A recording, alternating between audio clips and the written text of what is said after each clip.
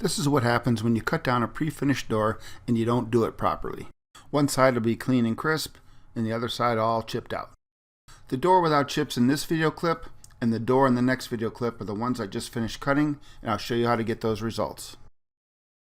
The doors I'm going to be cutting are a solid core bifold door. Because the trim detail had not been figured out yet and the floors were out of level, the doors were sent out long. No matter whether the floor is level or not, I always cut my bifold doors put together. This will ensure that the two doors are perfectly the right size next to each other when I'm done cutting. After I've taken measurements and marked both sides of the door, I take a straight edge and use a clamp to anchor it to one side of the door. Then, while holding the straight edge on the other mark, I use a pencil to draw a line on the door. Next, I take a utility knife with a brand new blade. While holding on to the straight edge, I score the door several times to cut the veneer of the door. The reason why I'm using a new blade is so I don't have to put a lot of pressure on the knife. Putting too much pressure on the knife could cause it to walk and not give you a straight edge. The trick is not to move your straight edge after you make the pencil mark. You'll see in this clip that I actually have two lines. One is a pencil line and one is a score line.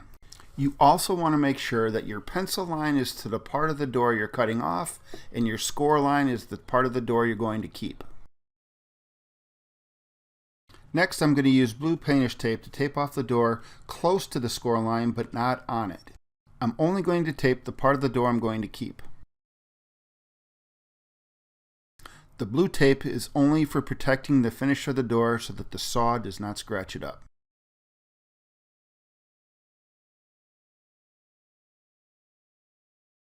You can see here I've placed the tape about 1/8 of an inch from the score line. This is so I can see both lines while I'm cutting. Again, the blue tape is only for protecting the door. Two things you want to make sure of before you do this is to make sure the base of the saw is square to the blade and that you have a good sharp blade in the saw. When I cut doors down, I always do it freehand and use my fingers as a guide. I've been doing this for 30 years and I always have better control doing it freehand. That's why I score a line and draw a line, and I'll show you why when I'm done. Because I have a new blade, I can go slower. If the blade had been dull, it would start burning the wood. When I start cutting the door, I'm going to follow my pencil line, not the scribe line. When I showed you the two lines, you saw that the pencil line was about a 1/16 to a 32nd away from the scribe line. You can see in this picture that my blade is following the pencil line. And you can also see that it's about a 1/16 to a 32nd away from the scribe line. Now what this does for me, having the two lines, following the pencil line, I don't have to be perfectly straight with the saw. I can move it around a little bit. It doesn't have to be perfectly straight. If I was to cut on the scribe line, then I would take the chance of chipping the part of the door that I don't want to chip. So basically, the pencil line is my guide. Now you'll see here there's a gap between my scribe line and the saw blade. And you'll see that there isn't any wood veneer there. That's because the door is chipping, but it's only chipping up to the scribe line.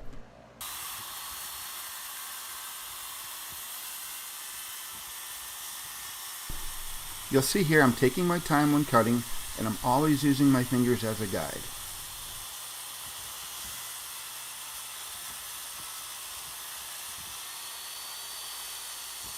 Now it gets a little tricky at the end because I have to use my guide hand to hold on to the piece so it doesn't drop to the floor. If I do let it drop to the floor, it could splinter the last part of the cut on the edge of the door. You can see from this picture how I stayed away from the scribe line. You can see where I cut, you can see a little sliver of the veneer, and then you can see the scribe line. You can also see from the picture where some of the veneer chipped away, but it only chipped away up to the scribe line. Now I'm going to take a sanding block and sand the bottoms. Then on a 30 to 45 degree angle, I'm going to sand the edge up to my scribe line.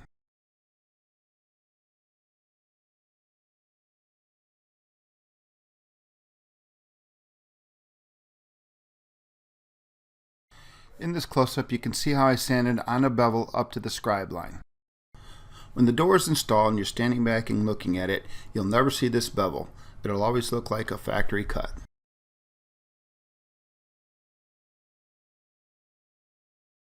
Now, because pre-finished doors come out with all sides sealed to prevent warping, I'll need to paint the bottom of the door after I cut it. Here I'm just going to tape off the finished part of the door. Then I'll use a piece of cardboard to prevent overspray on the rest of the door. Then to seal the door, I'll spray a couple of coats of clear lacquer. I'm using lacquer to seal the bottom of the door because it dries quickly and I need to install it right away. If time's not an issue for you, you can use varnish or a polyurethane.